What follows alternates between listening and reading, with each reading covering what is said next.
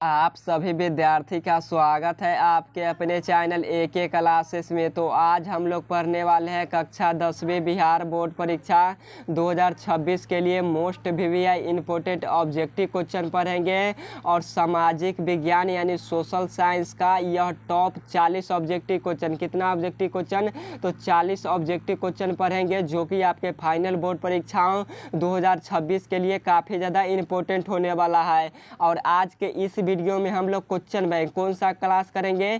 तो question bank का प्रथम शिफ्ट यानी प्रथम पाली में जो भी ऑब्जेक्टिव क्वेश्चन आपके फाइनल बोर्ड परीक्षा 2019 में पूछा गया है वह सभी ऑब्जेक्टिव क्वेश्चन को आज के इस वीडियो में हम लोग पढ़ने वाले हैं। तो इस क्वेश्चन को पढ़ने से पहले आप सभी विद्यार्थी अपने दोस्तों के पास जरूर इस वीडियो को शेयर कर दीजिए ताकि 40 ऑब्जेक्टिव क्वेश्चन आपके दोस्त भी कर पाए। और चैनल पर नए आए हैं तो एक छोटा सा आपसे रिक्वेस्ट है कि आप लोग इसे सब्सक्राइब जरूर कर लीजिए। आपके बेहतर तरीके से तैयारी कराया जाता है एके क्लासेस पर। तो आप सभी विद्यार्थी इस चैनल को सब्सक्राइब जरूर कर लीजिएगा। और आपके एक जानकारी के लिए मैं बता दूं ताकि आपको पता चल पाए, आपके अगर आप लोग क्वेश्चन बैंक पढ़ते होंगे तो आपको पता होगा, जो विद्यार्थी नहीं पढ़ते होंगे उनको नहीं पता होगा 2019 से पहले कितना ऑब्जेक्टिव क्वेश्चन पूछा जाता था। तो 2019 में भी आपका 40 ही ऑब्जेक्टिव क्वेश्चन पूछा गया। कितना?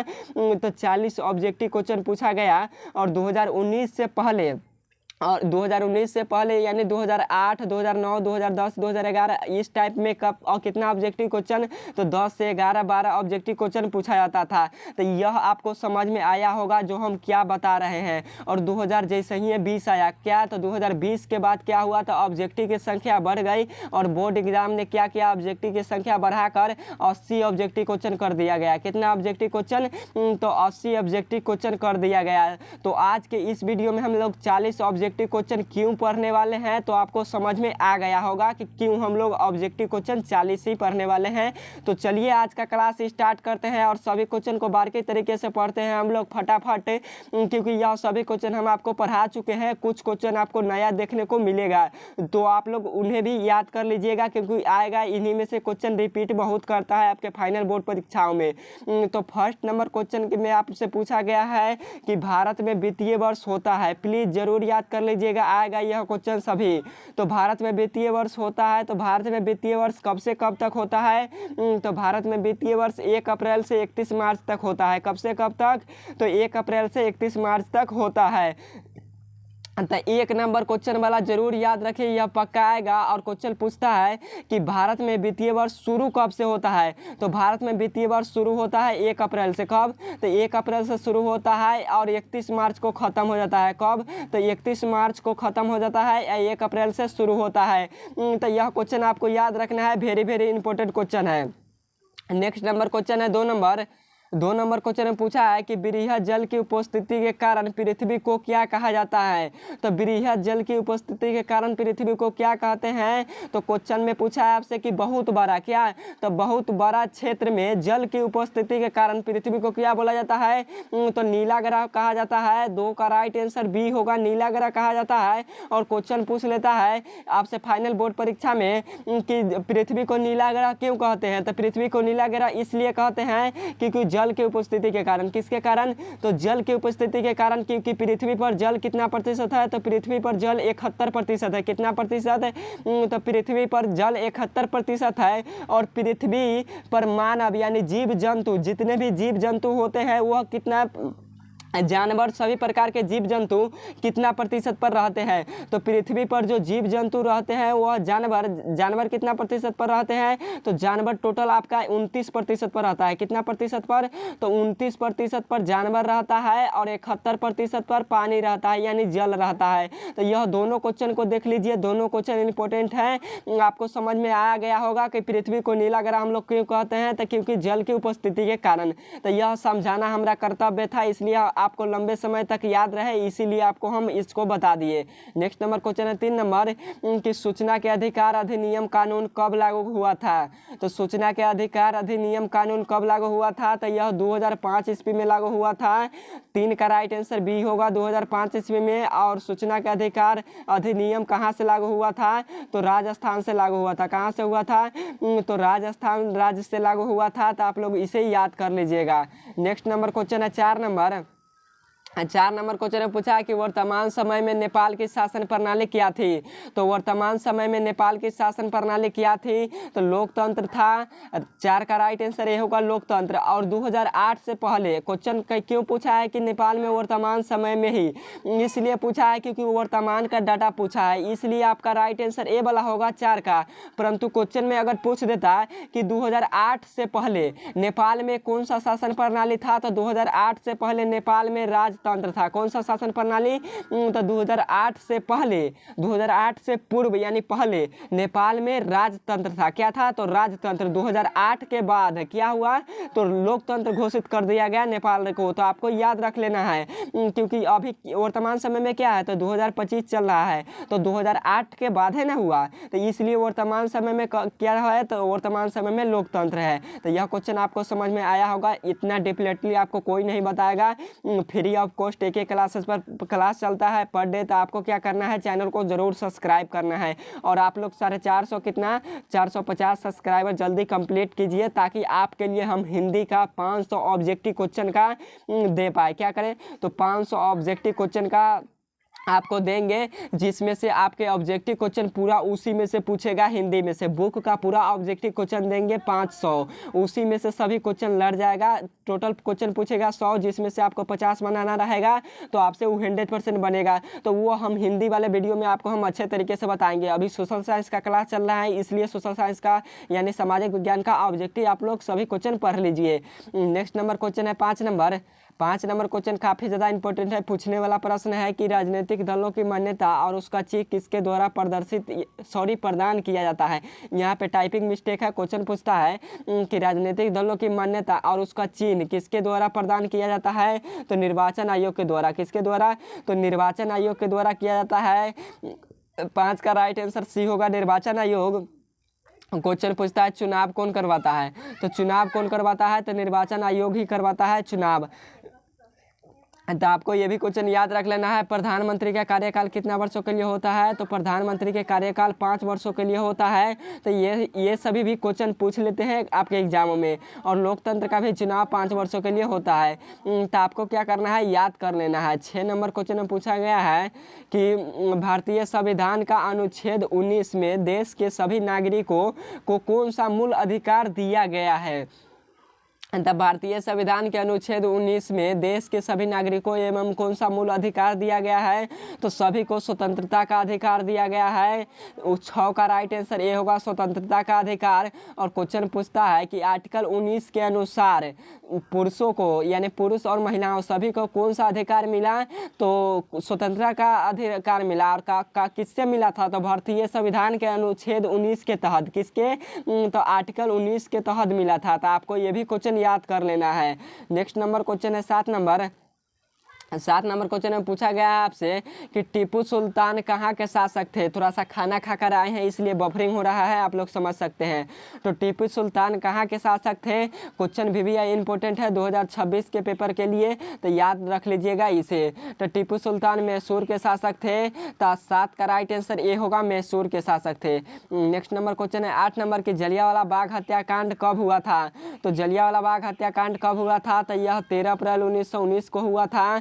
8 का राइट आंसर ए होगा, 13 अप्रैल 1919 को। और जलियांवाला बाग हत्याकांड कहाँ हुआ था, तो पंजाब के अमृतसर शहर में हुआ था। तो आपको याद कर लेना है।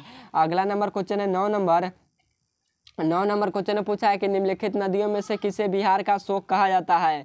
तो निम्नलिखित नदियों में से किसे बिहार का शोक कहा जाता है, तो कोसी नदी को कहा जाता है। 9 का राइट आंसर बी होगा, कोसी नदी को। और क्वेश्चन पूछता है कि बंगाल का शोक किसे कहते हैं, तो बंगाल का शोक किसे कहते हैं, तो बंगाल का शोक दामोदर नदी को कहा जाता है।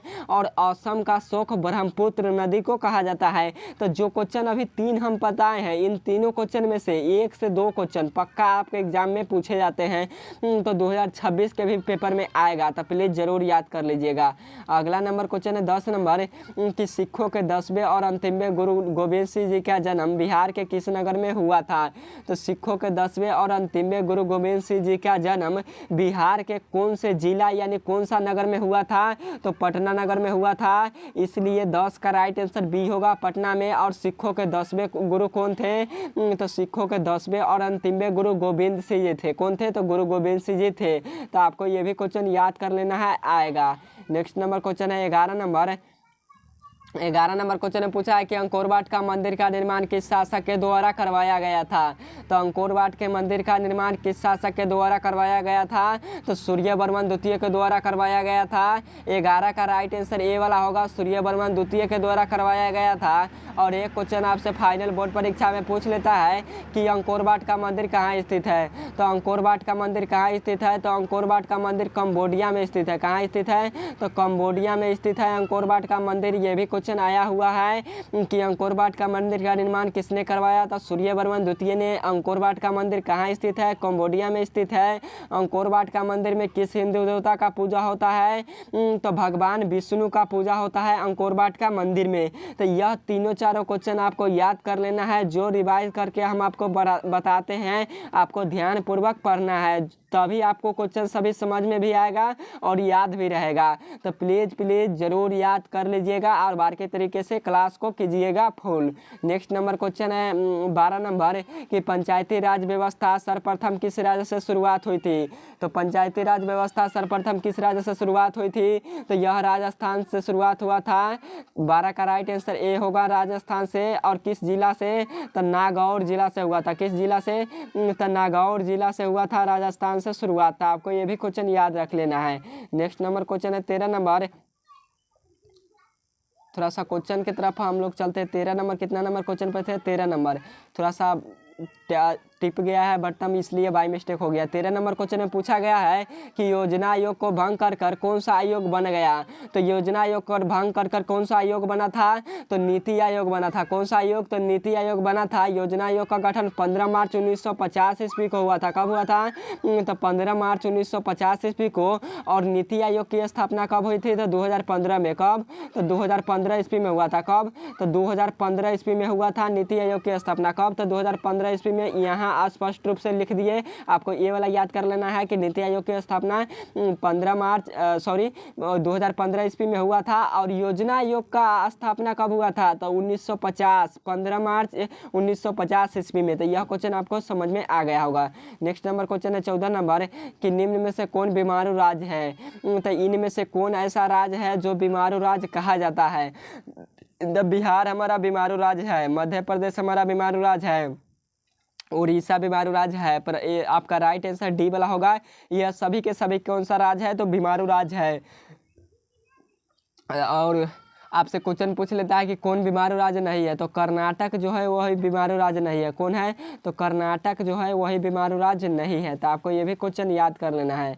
आता है क्वेश्चन 15 नंबर क्वेश्चन में पूछा है कि भारतीय जनता पार्टी की स्थापना कब हुई थी। तो भारतीय जनता पार्टी की स्थापना कब हुआ था। तो 1980 ईस्वी में हुआ था।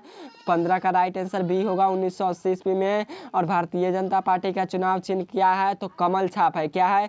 तो कमल छाप है। और क्वेश्चन पूछता है फाइनल बोर्ड परीक्षा में कि भारतीय जनता पार्टी का चुनाव चिन्ह क्या है। तो कमल का फूल छाप। क्या है। कमल छाप नहीं, कमल के फूल छाप है। तो आपको याद कर लेना है। ये भी क्वेश्चन आता है, कन्फर्म आता है। और एक क्वेश्चन पूछता है कि देश में आपातकाल की घोषणा किसने की। तो देश में आपातकाल की घोषणा किसने की। तो इंदिरा गांधी ने किया था। और कब किया था। तो 1975 ईस्वी में देश में आपातकाल लागू किया था इंदिरा गांधी के शासनकाल में। उस समय के प्रधानमंत्री इंदिरा गांधी थी। तो आपको यह क्वेश्चन समझ में आ गया होगा।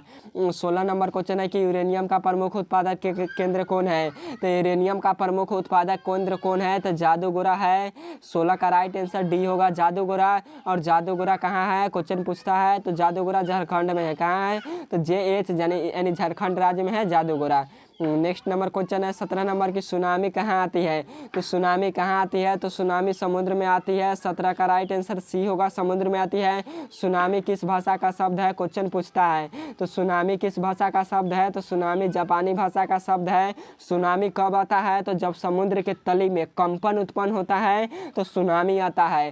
और जब पृथ्वी के ऊर्ध्वाधर स्थल पर कंपन होता है तब भूकंप आता है, और समुद्र में जब हलचल मचेगा तो कौन आएगा, तो सुनामी आएगा। तो यह क्वेश्चन भी आपके सब्जेक्टिव में भी आते हैं लिखने के लिए। तो यह क्वेश्चन आपको समझ में आया। आप अगला नंबर क्वेश्चन की तरफ चलिए। 18 नंबर क्वेश्चन में पूछा है कि लोकतंत्र की सफलता निर्भर करती है। तो लोकतंत्र की सफलता किस पर निर्भर करती है, तो नागरिकों के विवेकपूर्ण सहभागिता पर निर्भर करती है। वेरी वेरी इंपॉर्टेंट क्वेश्चन है, इसे याद कर लीजिएगा 18 नंबर वाले क्वेश्चन को। नेक्स्ट नंबर क्वेश्चन है 19 नंबर क्वेश्चन में पूछा है कि किसने ने कहा बिहार के विकास के बिना भारत का विकास संभव नहीं है।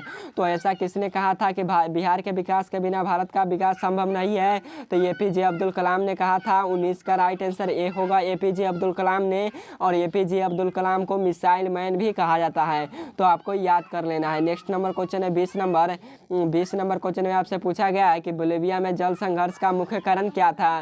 तो बोलिविया में जल संघर्ष का मुख्य कारण क्या था, तो पानी की कीमत में वृद्धि था। 20 का राइट आंसर ए होगा, पानी की कीमत में वृद्धि था। 21 नंबर क्वेश्चन में पूछा है कि संजय गांधी जैविक उद्यान किस नगर में स्थित है। तो संजय गांधी जैविक उद्यान किस नगर में स्थित है, तो यह पटना नगर में स्थित है। 21 का राइट आंसर डी वाला होगा, पटना नगर। नेक्स्ट नंबर क्वेश्चन है 22 नंबर कि वेदों की ओर लौटो का नारा किसने दिया था। तो वेदों की ओर लौटो का नारा किसने दिया था, तो स्वामी दयानंद सरस्वती ने दिया था। 22 का राइट आंसर सी होगा, स्वामी दयानंद सरस्वती ने। स्वामी दयानंद सरस्वती ने ही आर्य समाज की स्थापना किया था। आर्य समाज की स्थापना 1875 ईस्वी में मुंबई शहर में स्वामी दयानंद सरस्वती के द्वारा किया गया था।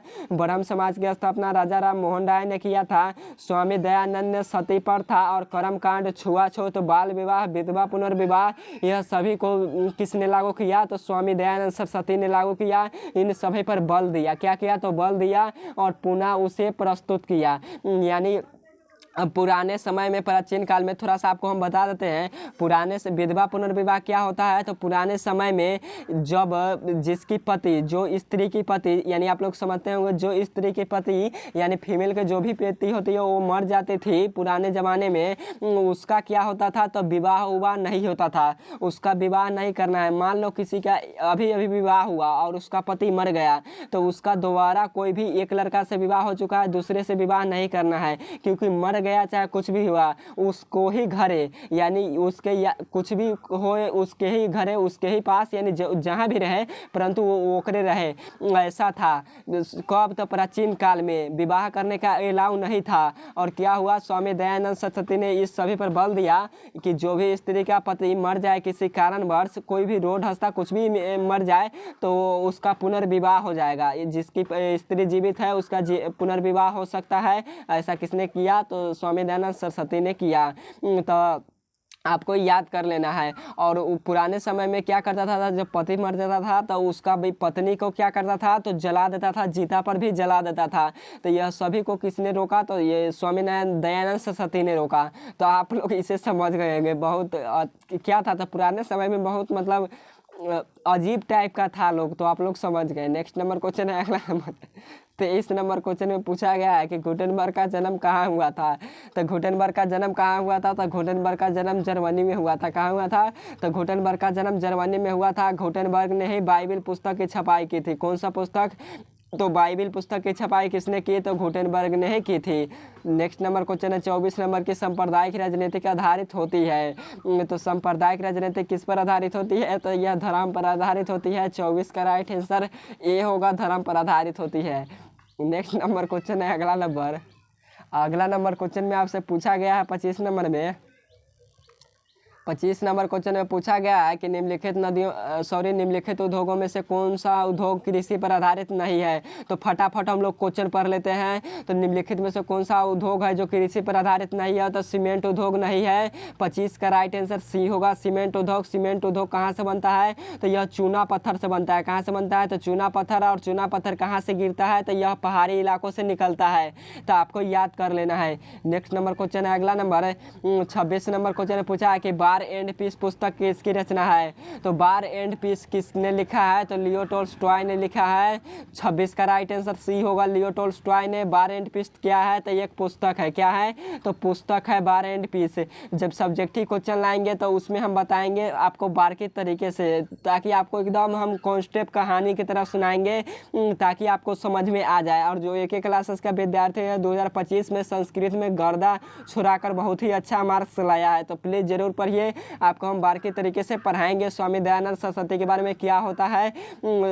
जो स्वामी दयानंद सरस्वती संस्कृत का चैप्टर है 9 या 8, 9 चैप्टर है, 9वां नंबर, उसको हम पढ़ाएंगे बारीकी तरीके से। तो संस्कृत में उसको हम पढ़ाएंगे तो आपको हम बताएंगे। 27 नंबर क्वेश्चन है कि चावल क्या है? तो चावल है एक क्या? तो यह चावल खरीफ फसल है, गेहूं हमारा रबी फसल होता है। तो दोनों के दोनों क्वेश्चन आते हैं, तो याद कर लीजिएगा। नेक्स्ट नंबर क्वेश्चन है 28 नंबर की नई आर्थिक नीति में किसे सम्मिलित किया गया है? तो नई आर्थिक नीति में किसे सम्मिलित किया गया है? तो वैश्वीकरण, उदारीकरण, निजीकरण, दोनों को, तीनों को सम्मिलित किया गया है। कितने को? तो 3 को। और परंतु नियंत्रित अर्थव्यवस्था को सम्मिलित नहीं किया गया है, इसलिए 28 का राइट आंसर ए होगा, नियंत्रित अर्थव्यवस्था। क्योंकि वैश्वीकरण में किसे शामिल, नई आर्थिक नीति में किसे सम्मिलित किया गया है? तो वैश्वीकरण, उदारीकरण और निजीकरण, 3 को टोटल शामिल किया गया है, तो आपको याद रख लेना है। नेक्स्ट नंबर क्वेश्चन है 29 नंबर कि सौर ऊर्जा निम्नलिखित में से कौन सा संसाधन है? तो सौर ऊर्जा निम्नलिखित में से कौन सा संसाधन है? तो यह नवीकरणीय है। 29 का राइट आंसर बी होगा, नवीकरणीय। और नवीकरणीय क्या होता है? तो कोयला, पेट्रोलियम, प्राकृतिक गैस, यह सभी के सभी अनवीकरणीय संसाधन है। 30 नंबर क्वेश्चन है कि WTO विश्व व्यापार संगठन की स्थापना कब हुआ था? तो WTO विश्व व्यापार संगठन की स्थापना कहाँ हुआ था? तो जेनेवा में हुआ था। कहाँ हुआ था? तो जेनेवा में हुआ था। और कब हुआ था? तो 1995 ईस्वी में हुआ था। वही हमसे क्वेश्चन में पूछा है कि विश्व व्यापार संगठन की स्थापना कब हुआ? तो 1995 में। तो 30 का राइट आंसर ए वाला होगा, आप लोग इसे जरूर याद कर लीजिएगा, आता है यह क्वेश्चन। 31 नंबर क्वेश्चन में पूछा गया है कि Tata iron and steel company की स्थापना कब हुआ था? तो Tata iron and steel company की स्थापना कब हुआ था? तो 1907 ईस्वी में हुआ था। 31 का राइट आंसर बी होगा, 1907 ईस्वी में। यह क्वेश्चन पूछ देता है कि टाटा हाइड्रो इलेक्ट्रिक का स्थापना कब हुआ था? तो टाटा हाइड्रो इलेक्ट्रिक का स्थापना 1910 ईस्वी में हुआ था। तो आप लोग इसे भी, दोनों क्वेश्चन को याद रखिए, एक क्वेश्चन पक्का आएंगे। नेक्स्ट नंबर क्वेश्चन है 32 नंबर कि किसने कहा संसाधन होते नहीं बना करते हैं? तो ऐसा किसने कहा कि संसाधन होते नहीं संसाधन बनते हैं? तो जिम्मरमैन ने कहा। किसने कहा? तो जिम्मरमैन एक व्यक्ति था जिन्होंने कहा था। 32 का राइट आंसर आपका क्या होगा? तो ए वाला होगा, जिम्मरमैन ने। नेक्स्ट नंबर क्वेश्चन की तरफ चलते हैं 33 नंबर कि इनमें से कौन सा संस्था वित्त का साधन है? तो इनमें से कौन सा संस्था है जो वित्त का साधन है? तो व्यावसायिक बैंक है। 33 का राइट आंसर बी होगा, व्यावसायिक बैंक है। व्यावसायिक बैंक के राष्ट्रीयकरण कब किया गया था? तो व्यावसायिक बैंक का राष्ट्रीयकरण 1969 ईस्वी में किया गया था। तो ये भी क्वेश्चन पूछ लेता है। और व्यावसायिक बैंक कृषकों को किस प्रकार का ऋण देता है? तो दीर्घकालीन। किस प्रकार का? तो दीर्घकालीन भी देता है ऋण। तो आपको याद रखना है, यानी लंबे समय तक। 34 नंबर क्वेश्चन है कि राष्ट्रीय विकास परिषद का गठन कब हुआ था? तो राष्ट्रीय विकास परिषद का गठन कब हुआ था? तो 1952 ईस्वी में हुआ था। कब? तो 1952 ईस्वी में हुआ था। तो आपको क्या करना है? याद कर लेना है। आपका राइट आंसर क्या हो जाएगा? तो 34 का राइट आंसर सी वाला होगा। अगला नंबर क्वेश्चन की तरफ चलते हैं 35 नंबर की सविनय अवज्ञा आंदोलन किस यात्रा से शुरू हुआ था?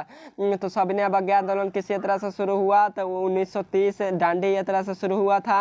35 का राइट आंसर सी होगा, दांडी यात्रा से। दांडी कहाँ है? तो दांडी गुजरात राज्य में है। और दांडी यात्रा किसने किया? तो महात्मा गांधी ने किया था। नेक्स्ट नंबर क्वेश्चन है 36 नंबर के निम्नलिखित में से किसे प्राथमिक क्षेत्र कहा जाता है? तो निम्नलिखित में से किसे प्राथमिक क्षेत्र कहा जाता है? तो कृषि क्षेत्र को प्राथमिक क्षेत्र कहा जाता है। औद्योगिक क्षेत्र को द्वितीयक क्षेत्र कहते हैं। सेवा क्षेत्र को तृतीयक क्षेत्र कहा जाता है। जो तीनों क्वेश्चन अभी हम बताए हैं उनमें से 1 से 2 क्वेश्चन आपके फाइनल बोर्ड परीक्षा 2026 के पेपर में पक्का देखने को मिलेगा। तो आप लोग हाँ के हाँ यादें करना है। नेक्स्ट नंबर क्वेश्चन है 37 नंबर की प्राथमिक ऊर्जा का उदाहरण कौन सा नहीं है? तो प्राथमिक ऊर्जा का उदाहरण कौन सा नहीं है? तो विद्युत नहीं है।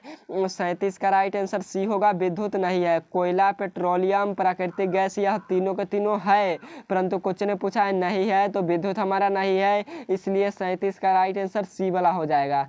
अगला नंबर क्वेश्चन है 38 नंबर की संचार का लोकप्रिय साधन क्या है? तो संचार का लोकप्रिय साधन क्या है? तो सार्वजनिक टेलीफोन है। 38 का राइट आंसर ए वाला होगा, सार्वजनिक टेलीफोन। नेक्स्ट नंबर क्वेश्चन है 39 नंबर कि बंगाल विभाजन कब हुआ था। तो बंगाल विभाजन कब हुआ था, तो बंगाल का विभाजन 1905 ईस्वी को हुआ था। 39 का राइट आंसर ए होगा, 1905 ईस्वी को हुआ था। नेक्स्ट नंबर क्वेश्चन है अगला नंबर 40 नंबर क्वेश्चन है कि कोयला किस प्रकार का साधन है।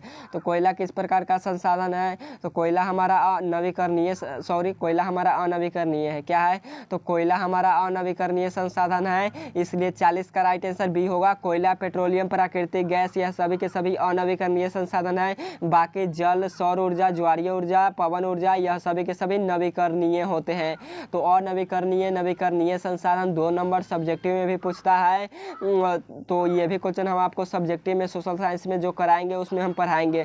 तो ओके बाय, फिर मिलते हैं नेक्स्ट क्लास में। और आज के क्लास में 40 ऑब्जेक्टिव क्वेश्चन था जो कि आपको हम बार के तरीके से बता दिए।